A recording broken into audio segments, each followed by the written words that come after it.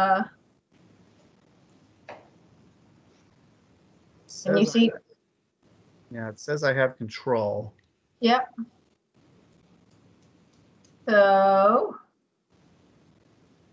what's going on here? Yeah, I'm not able to advance it, but okay, let me see if I can. Am I advancing it now? Can you see it? No? No. Let me just see why I'm not showing. I don't know what I'm not sharing. Okay. Well, I'll continue if you can try to get that up, because I think folks are familiar enough with the site just to get going. So its proposed facility would be 2,400 square feet. That's an existing retail space at the plaza. We're taking over 2 of the vacant retail units in the corner. Like Garden Remedies, it would be a retail-only facility. There won't be any cultivation or manufacturing on site, no on-site consumption. The plaza has 78 parking spaces on site. That doesn't include the spaces that are for the West Ender, which is a separate lot. So we have 78 spaces. Retail for the size that we have requires 65 spaces. So we're over parked to the tune of 13 spaces. We had a traffic study and parking analysis done as part of the special permit process. You reviewed that study when issuing your comments to the city council. Between host community impact fees and local retail sales taxes, which are each 3%, we estimate the location will bring approximately $300,000 in revenue each year to the city. In addition, we expect to have between 6 and 20 employees, depending upon growth, with a local hiring preference. Our security plan, which is one of the slides, I don't know if we can get that up. You'll see the floor plans similar to Garden Remedies, where we have a secure. Can you see that yet? Yes. Okay, yeah. good. Yep. Thanks. So we have a secure a vestibule where folks enter, IDs checked before they enter, and then again once inside. And there's a secured waiting area for customers before they gain access to the retail display area. After we received feedback from counselors and in particular the police chief, we amended the security plan a bit so that, again, this site has 2 doors because it was 2 existing retail units. The door off the dispensary floor, which is the bottom middle of that graphic you see, that's going to be emergency exit only. We initially were going to have customers exiting that door, but we, listening to feedback we received, agreed that all entrance and exit is through the secure vestibule. That door off the retail floor is emergency exit only. So we had 3 different conditions in our special permit that required further review by this committee. So I just wanted to go through those and some of our ideas and solutions on those. The first had to do with some vegetation overgrowth at the entrance to the site off of Boundary Street. It was recommended that that area be cleared. That's the next slide, if you could, Priscilla. And that's since been done. This is an after shot. I don't have a before shot, but this is an after shot. That area between the curb and the roadway and the fence was quite overgrown, and that's been cut back quite a bit, which has improved sight distances for folks that are leaving the plaza and heading north on Boundary Street. So that's something that we're required to do prior to a building permit, and that's been done by our landlord. You can go to the next slide. Next item we were to address was accessible parking. The building commissioner had flagged that we might be short by a space in terms of the number of spaces we had. And so we came up with some solutions to where we could add another accessible space.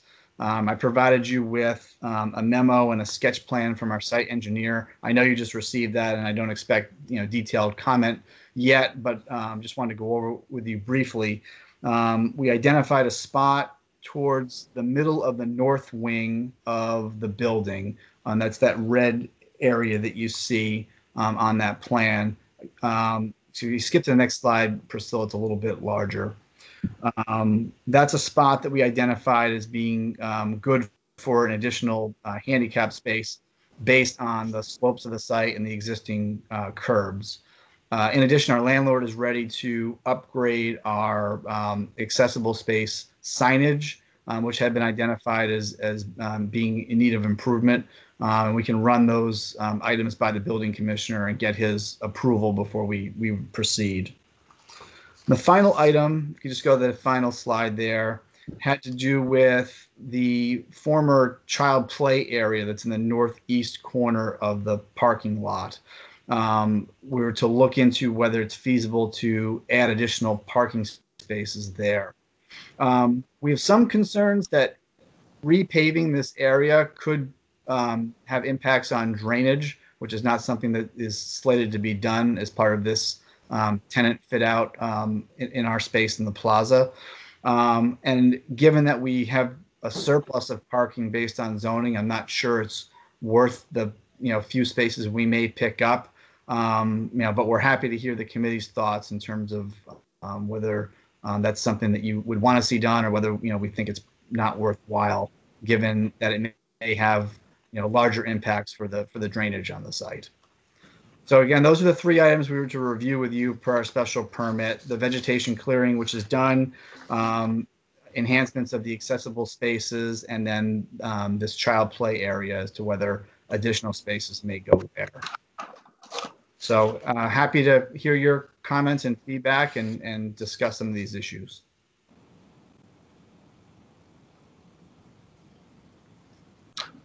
All right, Tom or Jeff, do you have any initial comments? I'll start, Jeffrey Cook. Since we have the playground area, we'll look at that. As long as we have enough parking, and if there becomes a shortage of parking because we've got a well-used mall going on here, strip mall, then this is always future parking. I would like to see something done with the fencing because when I was there before, it was laid over in sections, and it looked like somebody just pulled it up. So it's the beautification, because this meets the definition of the blight of the condition of the fence. But as far as long as we have enough parking per zoning, I'm not saying that we have to convert this back, but it's always good to have for the future. And I didn't know if that was done just on top of the existing pavement, and so it's a matter of just taking that off. We understand from the landlord that it may have been done on top of existing paving, but it would clearly have to be repaved if we were going to do anything there. And there's some I don't know what the condition is in terms of what else might need to be done. It's not as level as you would expect from something that's just put on top of existing pavement. So I think there's it's a little bit more than involved than just scraping it off and seeing some patching done. So this is more of a landlord issue than Verdi, the way I look at it, if we have enough parking. Do we have a sense at the site on Boston Post Road East, now that that's been in operation for a while, as to how the parking has worked out and the parking requirements that we can use to assess the parking here? Jeffrey Cook, I have never received any complaints. Yeah, nor have I. Are these, Brian, are these sites similar in size, this one and the one on Boston Post Road East? Vetty Naturals will be 2,400 square feet. Garden Remedies is a tiny bit bigger. It's 3,100 square feet. In terms of parking at the plaza, I don't have the numbers in front of me, but I believe Garden Remedies has more spaces. The plazas are comparable in size. Yeah. But I believe, because if you recall, the back Garden Remedies site, there's parking in the back behind Orphan. In terms of the size of the locations, they're comparable. Garden Remedies is a little bit bigger.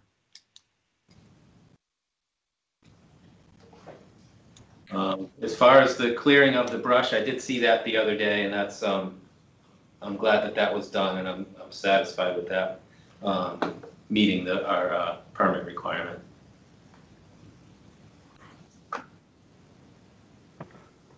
David, okay, go ahead.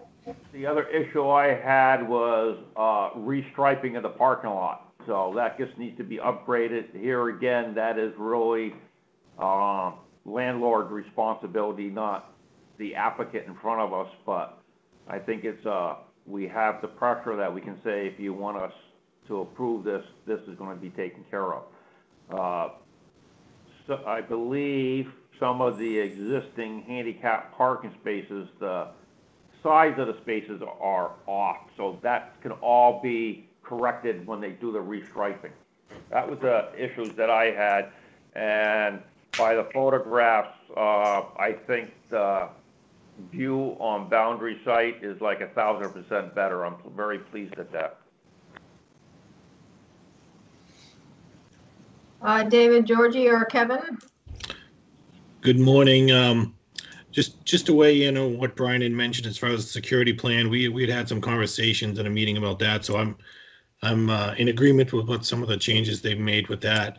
And with respect, I think one of the things I had brought up too, along with Tom, was the site distance there on Boundary, and that definitely is an improvement, opening that up a little bit for motorists.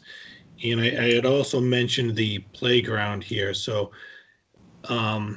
with respect to drainage, that's out of my purview and how that would change once it's removed. But I would agree with Jeff, if they're going to improve some of the fencing there, maybe some signage just to designate that it's not like a recreation area or something like that, to keep anybody out of there for the time being. Because I think looking at the sign there in the picture, if I'm reading it right, it says caution children at play.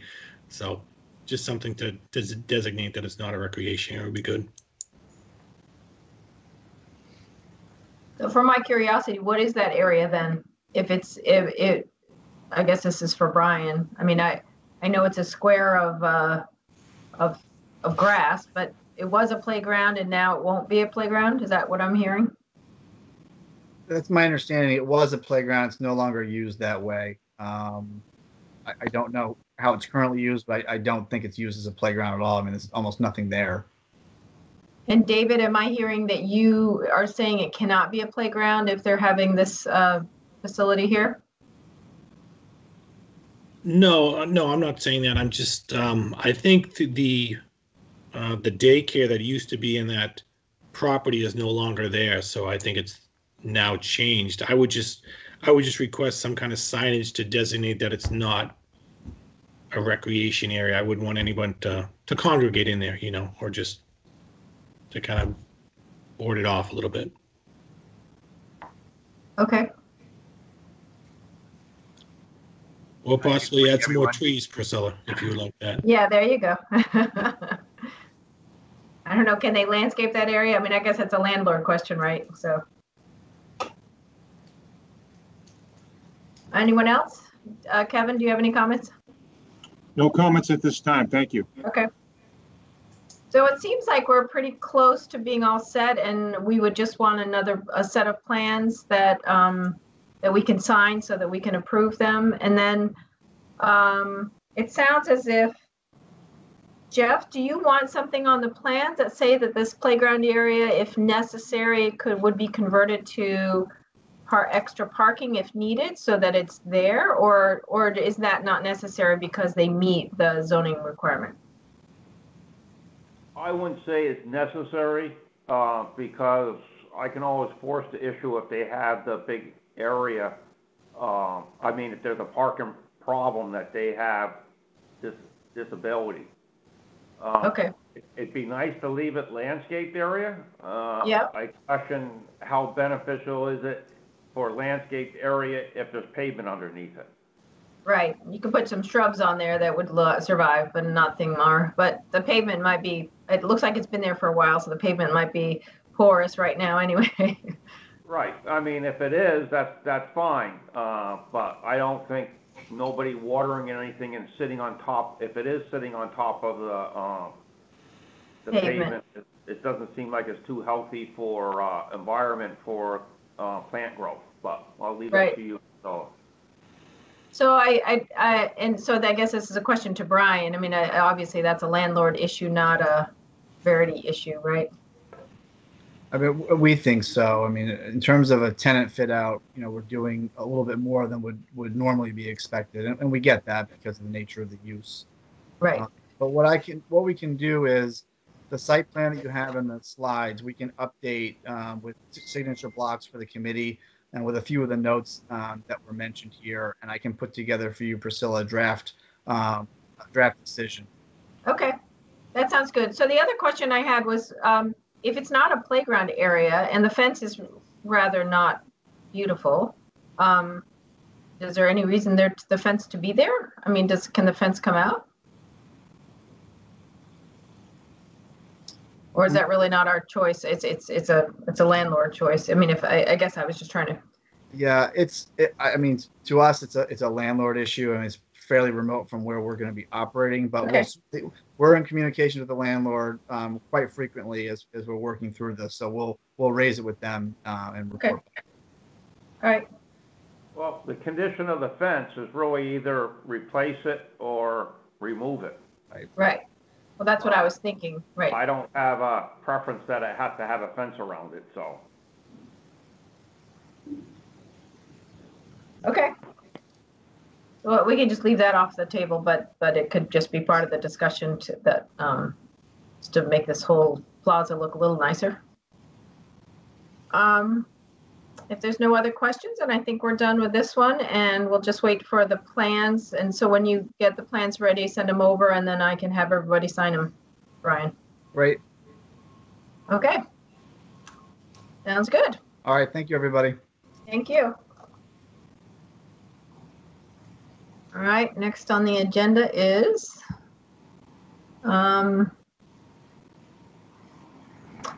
it was 181 Boston Post Road. They haven't finished numbering it yet, but so we can discuss that at the end because I think Tom has some comments on that. We can go right to the Hayes Memorial Drive, KL&M. See if I can. Here we are. So I believe that we have Israel and David Robinson. Yep. Okay. Do you want to give us this is what you had sent me yesterday. So I just, the color copy thing. So hopefully that's the right one that we should look at it. Okay. Take it away. So we had resubmitted our site plans for all 3 lots and drainage reports as well. This past Wednesday, we got hard copies into the planning board, and I'll just kind of go through a list of changes. Most of the changes were relegated to lots L and M. So we can go through the changes. And then we also, this morning, about an hour before the start of the hearing, we got some initial engineering comments, which we briefly have gotten a chance to review, and there's a couple that we would kind of like to discuss this morning. So I'll just go through the project changes for each. Priscilla, pull up the. Sorry? Yep. What you still have up there is the BD Natural, so if you've you can yeah, thank you. I'm thanks for telling me, because I sometimes can't see what is not sharing. All right, now you see it, right? Yes. There we go. Okay. Yep. So this is the layout plan for Lot L. Most of the changes were were related to layout. So if you recall, previously we had shown the sewer being relocated to the front of the site as we were going to do some geotechnical investigation to see how feasible that would be. After extensive field work, we determined that due to existing site conditions, it's just not going to be feasible to realign the sewer to the front of the site. So we're proposing to keep the sewer easement. We did have a meeting with Tom DePercio to discuss this as well. We're going to keep the sewer easement as existing on site, whether it was aligned to the front or kind of at the back under existing conditions as it's shown now. It would still need to, the city would still need to come onto the site to perform any maintenance that's required. So we did shrink the building by about 10,000 square feet to fit within that easement.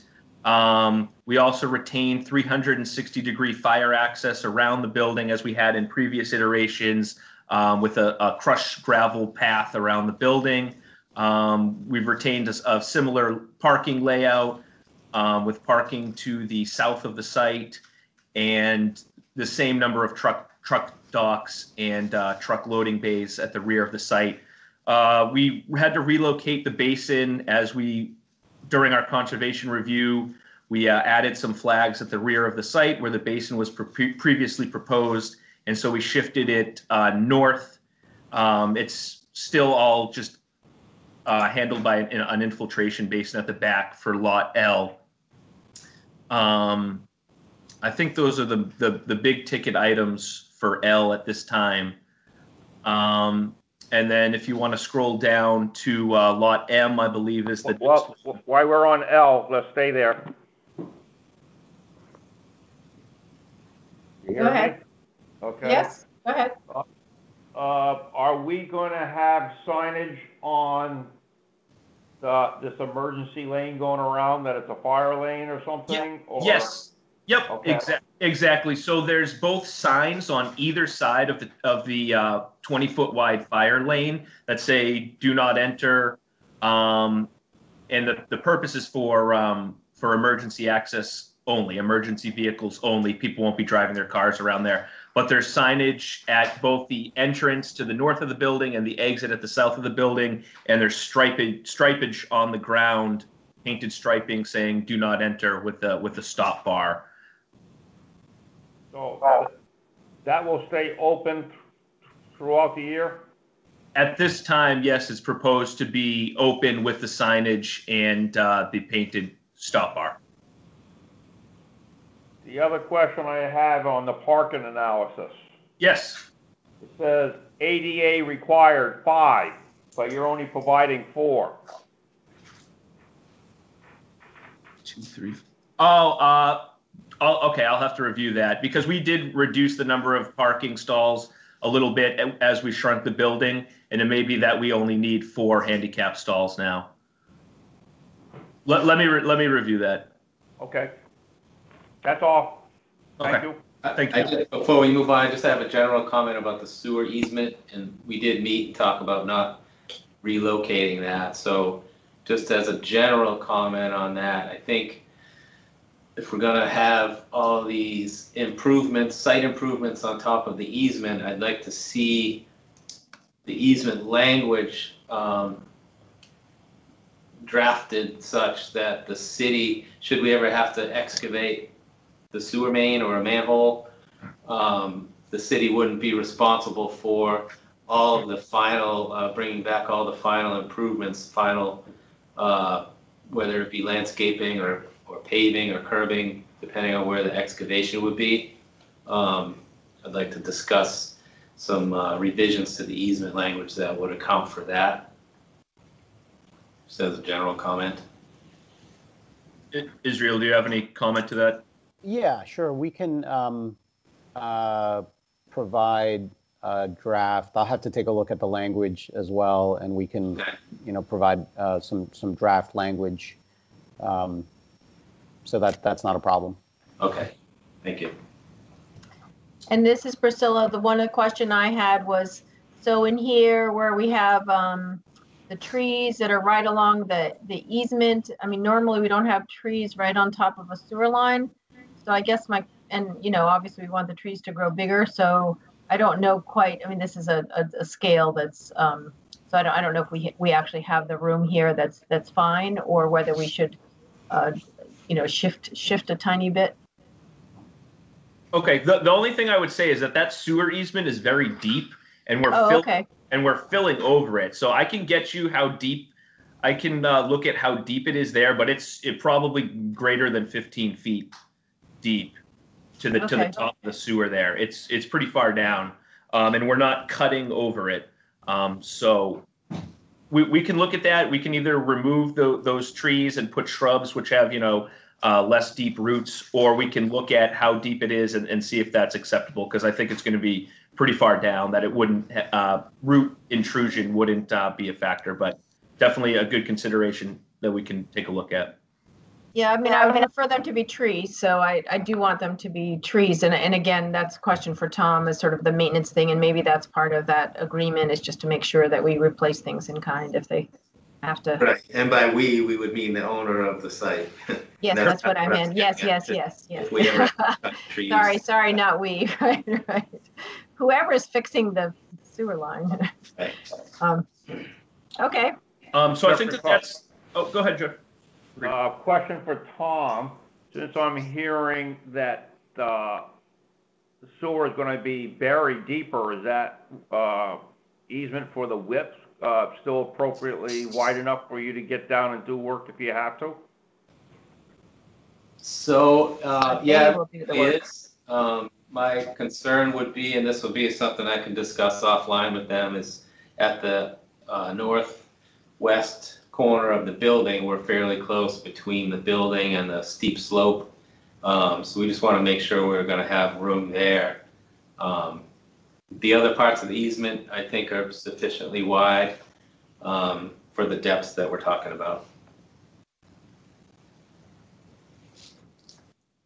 And just as a clarification, we're not doing anything to the existing sewer line in terms of moving it, burying it, or raising it. It's staying where it is currently. I think Dave's point earlier with respect to the trees was just simply that the depth that's there is pretty, it's significant, but not that. Just wanted to clarify that we're not changing it, changing the depth or making it any deeper. Well, no, you are changing the depth. It's going to get considerably deeper in some areas. I think he's saying we're not adjusting the line itself. We're putting some fill over the top of the line to bring the site up to grade. So the lines are going to stay where they are, but there are some fill areas as we discussed previously. Correct. Thanks for clarifying. So are there any more comments on Lot L? Yes, one comment. This is Kevin Breen, Fire Department. Yep. So it's really tough. It's tough to see this, and I'm sure I've mentioned it in a previous meeting, but the 20-foot fire lane. So what's the height of the building that the fire lane comes alongside of, and what's the separation? We can't tell with this detail. In other words, how far is the fire lane away from the building? What's the total width? So the fire lane is 20 feet wide, and there's a landscape buffer that varies between 5 to 8 feet around it. What's the height of the building? And the height of the building is 32 feet. 32. Well, I'm going to direct you to the codes because your fire department requirement for fire lanes with a height of that needs to, I think it's somewhere in the vicinity of 12 to 13 feet away from the edge of the building or the base of the building. You cannot have a fire lane that's just alongside a building. It has to be separated to allow aerial apparatus to set up and be at a proper angle. And is that required? So I think we've talked about this before. We have. So we're providing access along, that kind of separation along certainly the rear of the building where the docks, loading bays are, and then the parking side where the parking lot is. And the emergency access along the other two sides of the building, we're not and weren't anticipating that a truck would be setting up there to fight the fire. The largest vehicle would be set up along those two sides of the building. In previous or in other designs, that access has been more for smaller vehicles. And I'm just asking whether that's a code requirement. That the truck be able to set up along those two sides of the building, or whether setup is allowed. It is. This isn't something that's discretional on my part. This is a code requirement. I would direct you to fire department lanes, access roads, and height of buildings, and the distance away from the base of the building that's required. If you want, I can refer you to the specific code. So can I ask a quick question? If we have within the 20-foot gravel fire lane, if we have a section of that gravel that's 12 to 13 feet away, is that sufficient, or does it need to be grassed or something for 12 to 13 feet until it reaches the gravel? Because you could park a fire truck on the far side of that gravel lane and reasonably be 12 to 15 feet away with an 8-foot landscape buffer. I understand your effort and your rationale, but the code doesn't get into that. It talks about the fire lane being separated from the base of the building in its continuous access and its continuous path. So as long as we maintain that 12 to 13 foot separation for a portion of the driveway. No, not a portion, the entire fire lane away from the edge of the building.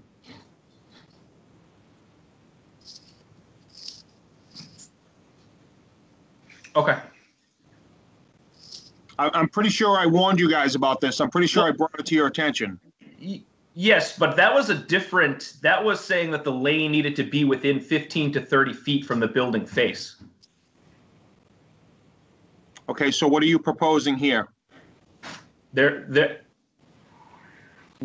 proposing this 20-foot drive around the building. I think that this is a new.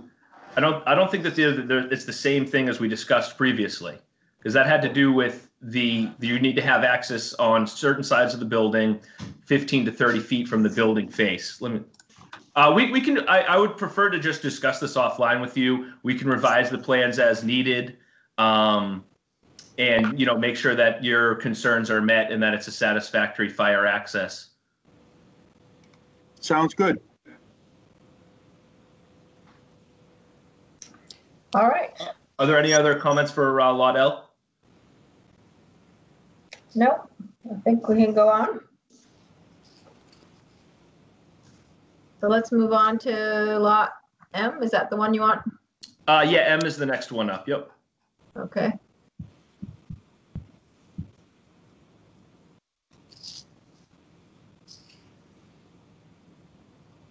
Is this it? Yep. This is Lot M. So again, we had some changes on this lot. The layout generally stayed the same. The real change was we had a request from engineering to raise the building sewer up to come above the top of the existing sewer pipe. It's a 2-foot diameter sewer pipe. We're not changing the existing sewer easement on any of the projects, but just to,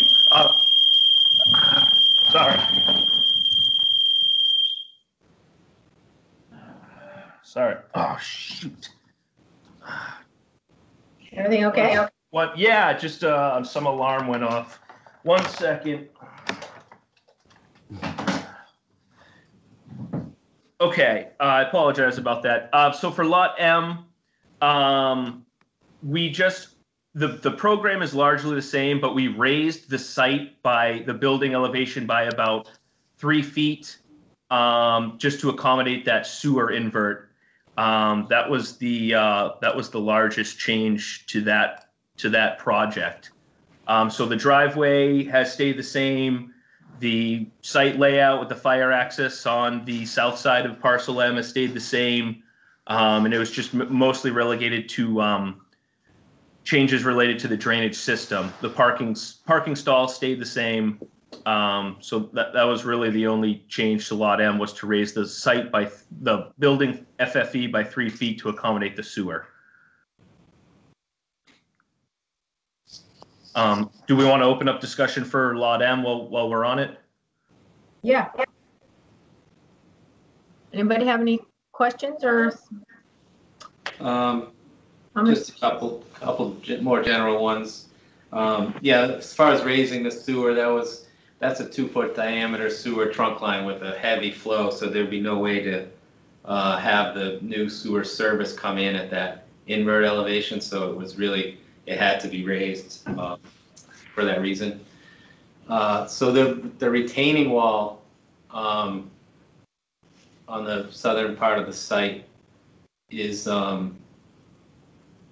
think 14 feet tall at its highest, and the drainage infrastructure is fairly close. I know you haven't done the wall design yet, but is there any concern about any geotextile tiebacks conflicting with the drainage or being in close proximity to that drainage right behind that wall?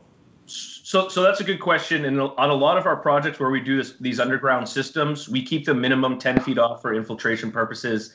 And as you mentioned, so that we can get those geotextiles back. I know that there's varying lengths of the geotextile. It's something that we can look at when we go to design the wall with our wall designer. But we've done many systems where we've had a 10-foot separation to a retaining wall and haven't had any issues. It may be that you need to increase the number of the geotextile mats at the site. Instead of doing every 3 blocks, maybe you do every 2 blocks.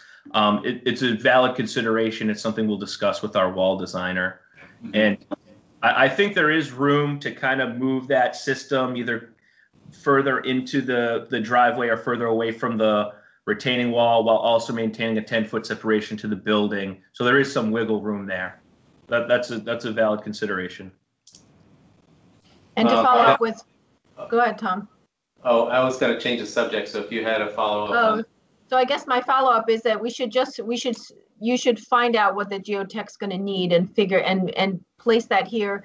We've been wanting to see those on the plans to make sure that everybody knows there's underground structures there so that you don't poke it or destroy it, which will impair the thing.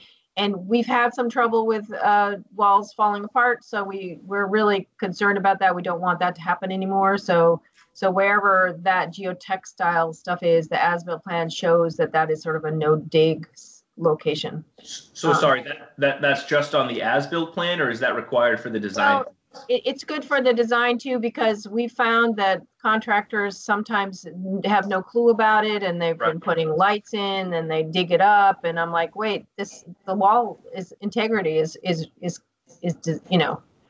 dependent on that. So you can't. So it's better if it's on the plan. It avoids confusion. Okay, so just to clarify, you want to see the maximum extent of the expected geotextile behind the wall. Correct. Okay. I think ideally the wall design would be completed and part of these plans, but I think that's a good point that Priscilla brings up. If we at least see that noted on the plan, that would be important. Understood. Any other questions on this one? General comment on a couple of these on the water service. You're showing the existing stubs, but then the installation of some gate valves on the main. Yes. To me, that's not necessary, unless you had a reason why you need to do that. But that's a new water main, and we've got some isolation valves. Okay. Project. Ideally, you wouldn't have to cut those in, but if you wanted to talk about maybe 1 or 2 of them, we can. No, I mean, if those are not necessary and you're okay with a gate valve right near the building, just outside the building face, then that would be preferred. I think the idea was kind of to go for one of the 3-way gate valves in the street, but if that's not necessary, then we'd be happy to remove those. Yeah. And each of those stubs already have a gate valve on them. But what I think you do need is some additional valves for isolation where the fire and the domestic enter the building to make sure we can isolate either one of those. Yep, I believe that was one of your comments in the engineering letter that we received this morning. So that's certainly something that we'll incorporate into the next round of plan set. Okay. And then did you calculate how much fill this site is going to require?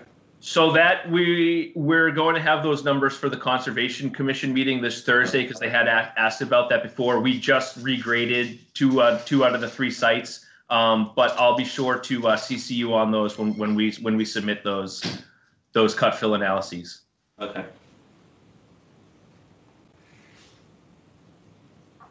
Okay. Any other comments out there? Kevin or David or Jeff? Jeffrey Cook, here again, the fire access lane, I want that marked with signage that is a fire lane. I don't see any signage on this one. So this is the grading and drainage plan. So we don't, just for simplicity of the plans, we focus on the grading and drainage. But I think on the layout plan, the color plan up above, for this one, we have the same as Lot L, the signage and the striping do not enter. I'm looking at it right now and I don't see anything on. Oh, okay, sorry. This material plan. Yep. So it's in the black and white layout plan that we submitted as part of the package on August 26th. This is just a color rendering, and for simplicity. Right. I'm looking at the plans that were dropped off. Okay. I apologize. I'm on page C102 and I don't see any signage. Okay, we can add the signage the same as we propose on Lot L. I want it marked that it is a fire lane, and I'll leave it to the chief to talk about the width of that fire lane. I'm pretty sure that's a one-story, right? One story, correct. I just have to look at distances in terms of around the building. One story, but how tall? The same as the Lot L. I believe it's going to be 32 feet. Is that correct, Israel? There is a building height table on this plan. Yeah, let me just confirm whether this one. In the zoning table. 30 feet. 30 feet. Okay, yeah, this is a little bit smaller building, so that makes sense that it's a shorter building. So I can direct you offline for what we're referring to in terms of the code. Yes, that would be very helpful. I'd appreciate that.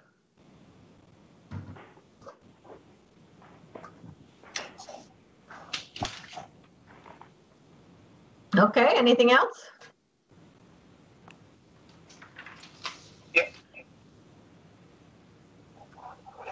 So should we go to the next one? K is the same? Yeah, so this is, that's still Lot M. Good. This is K. Okay. No, that ASAP thing, it's still, they're still working out the kinks with it. Okay. So we're still the same ways, once it's all set, it works, but Mike said he's still working on it because it wasn't processing things correctly. Okay, so going back to the first point, how are they going to know who it gets assigned to when they see it in the system? Yeah, so Oh, David? David, you're not muted. Are you talking to us? No, that sounds like it's someone else on the. Yeah, David, or somebody's. Hold on. Let me Hold on, just see Dan. who's making noise. All right. Well, they're off, so okay. Okay. So I think we'll go to parcel K then. Yep, so this is parcel K. This is the one that I believe, had the most agreeable layout for our previous site plan review committee hearings. This project layout has not changed at all. Nothing has changed since our last hearing. Same number of spaces, same layout, same number of truck bays. The only thing that we did is we previously made sure that there's access to the sewer manholes at the rear of the site. So we pulled the tree line back to make it easier for the DPW to access those sewer manholes.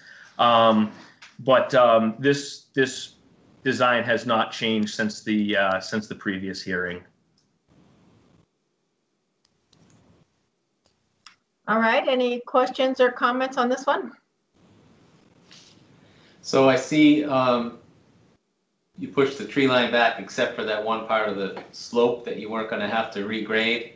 Yes. Are we able to do some clearing through the easement there? Is that, I'm sure the Conservation Commission would prefer to minimize the clearing, but right, like to be able to have access to this easement in the future.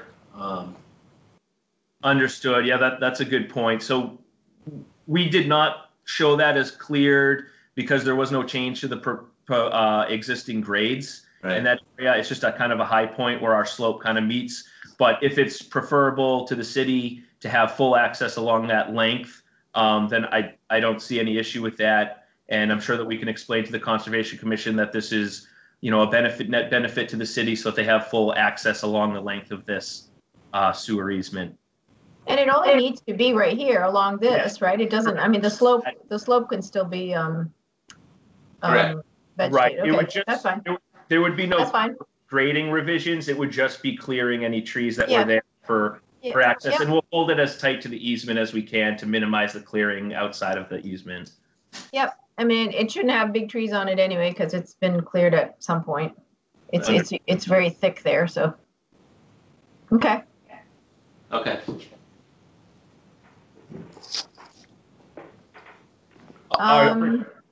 If there's no other comments on Lot M or any of the other lots, it might be beneficial to quickly run through some of the comments that Israel and I took a look at this morning, and I think most of them are pretty straightforward, and there's just a few that maybe we need some clarification on. Is it all right to discuss the engineering comment letter? I'm not sure if everyone's received it. Oh, I'm sorry, someone. Yeah, Jeffrey Cook, I'm going to have to sign off, building commissioner, so do you have anything directed to me in your questions or changes? Some of them might have. Well, some of them have to do with access to the site, so I don't know if that's something that would be something that. Well, you can just email Jeff and just right. Yeah. Okay. I got to sign off. That's okay. Fine. Thank you. See you, Jeff.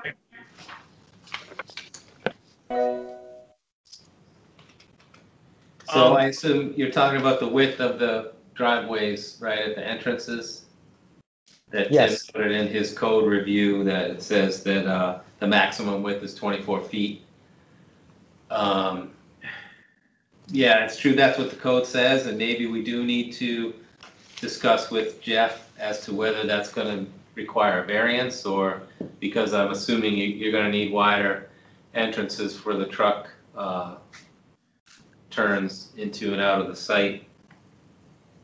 That's correct. Yeah, just to make sure that if there's a truck waiting to exit and there's a truck pulling in, that they can cleanly pass on these site entrances. It's nearly impossible considering the narrow distance between the existing edge of pavement and the existing right-of-way line or property line, the street line. It's really tough to make that 24 feet wide only and still have two trucks cleanly pass to get into the site and exit the site at the same time. We designed these exits and entrance mouths based on auto turn format, and we designed them based for truck turning in and out of the site so that it's safe and it's clean, and there's no conflicts there. Yeah, so that was the intent of the driveway widths. Yep, understood, and I kind of figured that was going to be your question. So again, I think I'll just have to talk to Jeff as to whether he thinks, because that's in the ordinance, if it's going to require variance or if we can just and we can all prove that. Okay, we'll take a look also at the site plan approval for the Hayes G entrance, which is also along Hayes Memorial, just down the road from this one, and the geometry there was similar to the geometry that we're proposing at the entrances here. Okay. Yep. And then, so I guess the other outstanding item is there is a comment that A&R plans for each of the 3 lots being created must be endorsed by the Marlborough Planning Board prior to site plan approval. Is it possible to have that as a condition of the site plan approval? Yeah, we have had issues before that when it's been a condition or when it hasn't been done prior to, it doesn't get done, or we're scrambling to do it prior to someone seeking an occupancy permit. So I want to make sure that we know that it's in the works at least.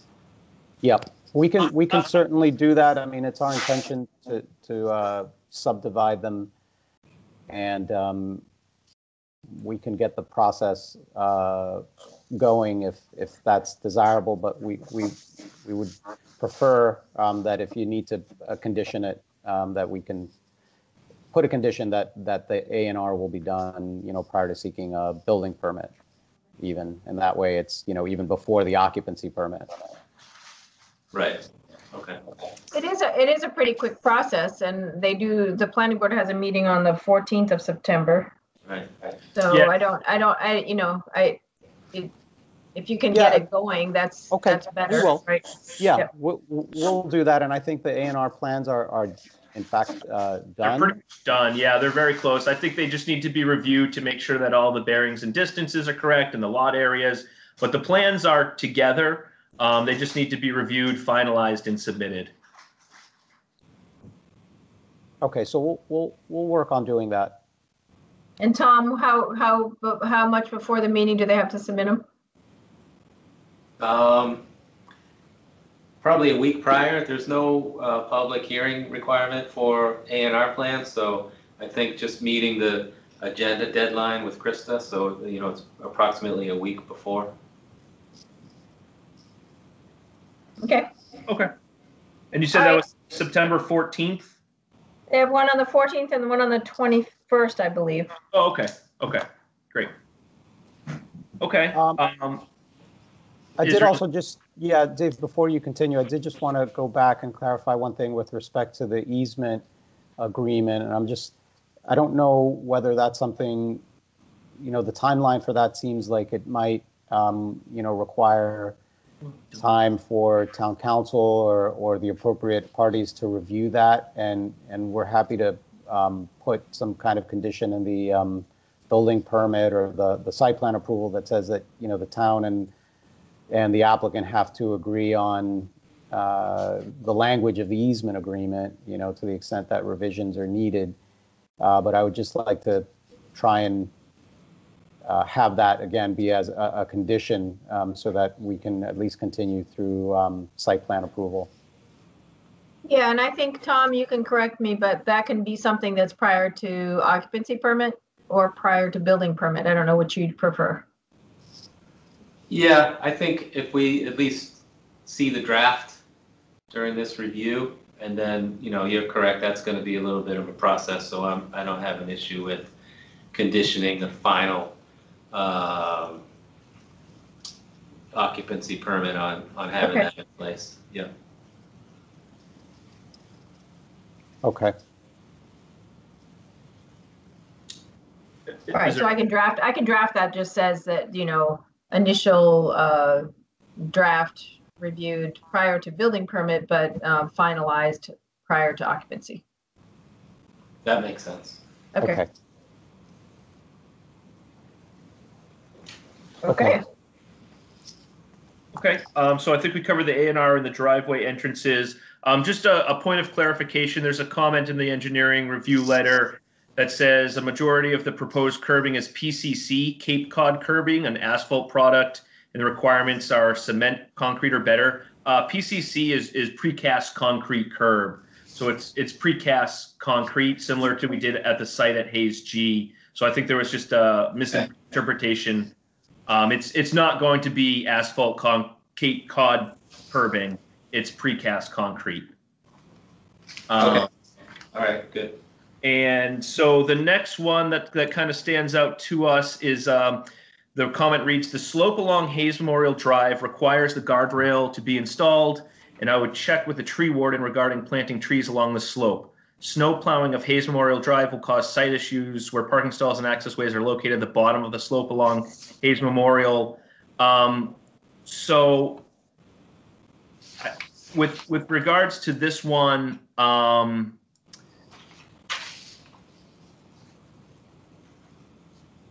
I think it's okay if we install the guardrail along Hayes Memorial Drive, and that should help to address any snow issues going down the slope. That guardrail will help to keep the bank up at the top of the slope along Hayes Memorial Drive. And I mean, they are pretty far slopes. In some areas, they're 20 feet difference between Hayes Memorial Drive and the edge of the parking, or more. So I think the guardrail will certainly help with that concern. And I would like to see trees. I think you're required to put trees, so we can just make sure they're just far enough off the road. But I don't see any issue. I think down at where the bus place is, they have nice trees there too. So Okay. we will expect those, I think. But if that's a concern, Tom, I can talk to Chris and just make sure we set them far enough back. Yeah, I'll talk to Tim, just get clarification on what he had in mind there and see if he wants to pursue that anymore. Okay. And then if we're all set with that particular comment, I think the last comment we were just looking for some clarification on is related to the maximum drop allowed in the sewer manhole for lot L. It says the maximum drop allowed is 3 feet unless the manhole is constructed with an inside drop, which requires a 6-foot wide sewer manhole. In that case, we would have to replace the existing sewer manhole, which is not 6 feet wide, with a 6-foot wide sewer manhole. Are you, when you say a 3-foot drop inside, are you referring to the inlet pipe from our proposed building in relation to the existing outlet for the sewer manhole? That's what our detail calls for. Okay, so we could just lower that building sewer service for lot L so that it's within that 3-foot zone. Correct. Yep. Is that what you had in mind? Okay. Yeah, that would take care of that. Understood. That's certainly doable, and I just wanted to clarify that was the intent of that comment. Okay. So, Israel, unless you have any other comments or points that you want to bring up, I think that kind of addresses what we were hoping to address. No, I think that's great. I think we've made a lot of good progress here, and we'll follow up with responses and revisions to all the plans, and hopefully, we can address everything in time to hopefully wrap up at the next site plan review meeting. Okay, that's good. And Conservation will be reviewing this Thursday, and we'll probably issue a permit on the 17th if all goes well tonight, or on Thursday. So we're getting close. So why don't you address those issues, and then when you guys are ready, let me know, and I'll pencil you in for the next meeting as long as you have all the changes. Great. Appreciate it. Thank you. We'll work on getting that A&R plan together and finalized as well. Okay. All Sounds right. good. Thank you. All right. Appreciate Thank you, guys. it. Hey, thank you. Thank you. Bye. Bye-bye. And I think the last item on the agenda was, is it 181? Is that, or is there anything else on the agenda after that? Okay. So 181 Boston Post Road, that was just the renumbering. So Tom, you had some questions for the chiefs. Are you able to pull up the GIS of that? Yes, I can do that. Okay.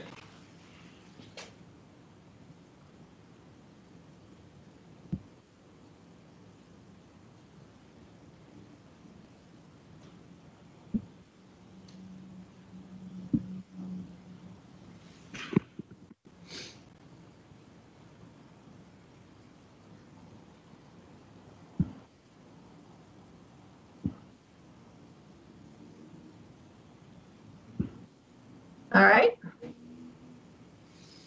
Okay, so on the other mobile home parks, what the city has done is named each of the driveways as if they're roads in a neighborhood. So the question for, and this one, it's been talked about, but I guess has never been done.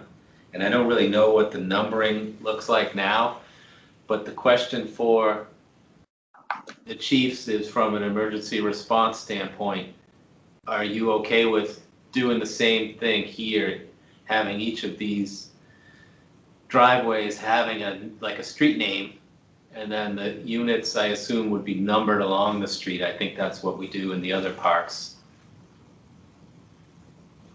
Because then and we need to give them at least that general direction, and then they're going to propose some street names, and then we'll figure out the numbering. But if we don't want to do it that way, then I just need to get that information to them. Yeah, I'm okay with that. Yeah, I'd concur. I mean, I'm okay with that too. I think initially when they changed Gulbenkian's down there and gave it all individual streets, Yeah, it took a little bit to get used to, but they did, and I'm sure they could do the same, put like a big board up front so you know which street you're going on to and how it's going to be numbered. So right. yeah, that works for us too. I think signage will be important, yeah. Right. Okay. Tom, one question actually, how would they do the Phelps Street one? Would that have its own separate road name off of Phelps? Yeah. Yep. Which that one, yeah, that one I think makes sense to be that way anyway. Right. But I don't think it has a name now. So. No, I think it's like 100 Phelps and it just has different lots. So. Okay. But And no, how that about, makes sense. how about the other part of this park? Do you know how they're numbered now? I want to say it's just 181 Post Road East, and then they're just each given their own lot number. That's right. Yeah. That's what I was informed. That's the way it's set up now, so that if I use the term map book, we're looking for a particular lot so that we know how to proceed once in the mobile home park. Right. So what I didn't want to see is like this entire U be named one street. So as you drive in, if you're not paying attention, I'll just make up number 50 could be right there on the end on your left, but you're proceeding to take a right and go around the entire U because, so we kind of want to watch the street, the assignment of names and how they're configured here. But And I would think that naming individual streets might help that because Right. like the chief said, you pull in now and you go to the right and you could be starting on the exact opposite end of where you're trying to go. So you're kind of snaking through trying to find the right lot number. But if they're each streets named individually, that could definitely help us. Right. And then great signage like you guys mentioned earlier. Yep. Yeah. And then the numbers will start for each of the streets will start near the entrance, and that might intuitively make more sense too. So. Right. Okay. That's all I wanted to make sure of before I talk to them about them proposing some names and numbering. Okay. All right, so they'll probably be on next meeting if you guys figure that out. So I guess the last thing, and this we don't have to discuss it, is just that 339 Boston Post Road, they have some revised plans that they've submitted to conservation. I will send them out to you all as well. They have them electronically, just to see if you have any thoughts about, the changes that they've changed the entrance, which they showed us at the last meeting. Yeah. So I guess the question for you guys is, what do we want to do next with them? I know they have to still go through urban affairs and everything, but with these changes, we haven't really discussed them in detail. Do we want to do that before it goes to urban? I'm inclined to say yes, we should. Okay. So It's why a don't we pretty invite them to? change. Okay, so let's invite them to the next meeting. Yeah. And then we'll be reviewing them with conservation on Thursday, and we'll see. The hope is to close it at conservation. Them knowing that if major changes happen, they'll have to come back again. So we'll. They've reduced their impact, right, in the buffer zone? They have, yep. So they've taken everything out of the first 100 feet of the riverfront. So riverfront is 200 feet. So the first 100 feet is supposed to be left natural. So they're pretty much shifted everything back, which kind of made a smaller pool and a smaller. Maybe they don't even have a clubhouse now. They just have sort of a patio area with, and then, but they claim that the rest of it is not changed that drastically. But they did change the entrance, and I think it changes some of the grading along the edge. Mm-hmm. We did also get comments from the ENF. They don't need to do an EIR, but there are some issues that they need to address, so we can have them review that with us as well, just to make sure that we're all on the same page before they go to that. So then we can make a recommendation to urban affairs, or at least we'll know what they're going to be reviewing with them. Okay. So you don't see any more major hurdles or roadblocks from an environmental permitting standpoint, they're kind of there? Yeah, I think they're there, and they've really dealt with the floodplain issues quite, they've met those regulations. Yes. And I think I think they're, everything, the Conservation Commission, it was a may, not a shall, that we could allow them to do work in that riverfront area, but we didn't have to. Mhm. And they were thinking that it was a shall, or they were sort of implying that it was a shall, and the commission's like, it's a may, so forget it, just move it out. So they did. So that's good. I think we're getting close on that, but again, it'll all change when it goes to city council, I'm thinking. So, all right. Anything else with anybody? Yeah, I just want to make a comment, Priscilla.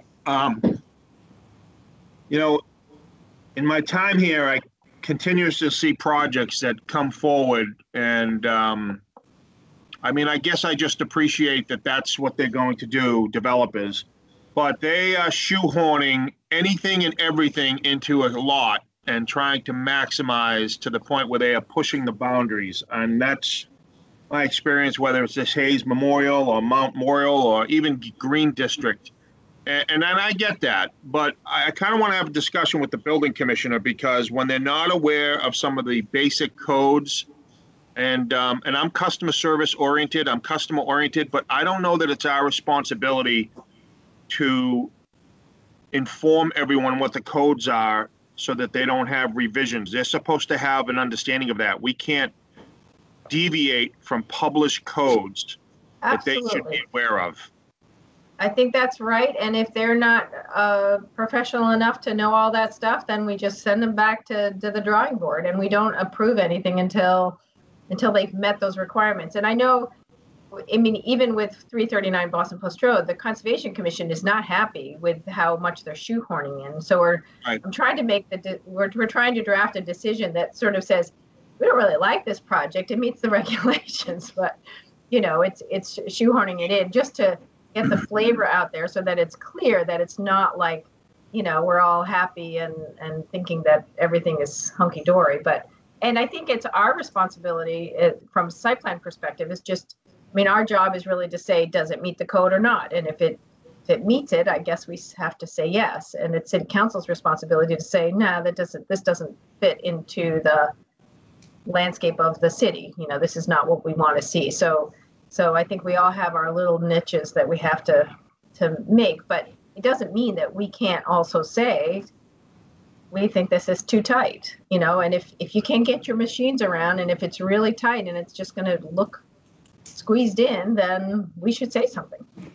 Right. And, and I didn't even bring up the 339 primarily because from the fire department's point of view, my personal, thoughts aside, they are in compliance there, so even that one, even though you might consider that shoehorn, but some of these other projects that I named, they just not.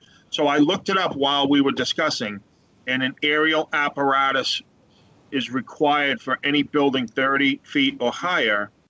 And that has to be a minimum of 26 feet. And it talks about the separation amongst the base. And as I read this, I'm like, I know I cautioned them on this. I know we talked about it.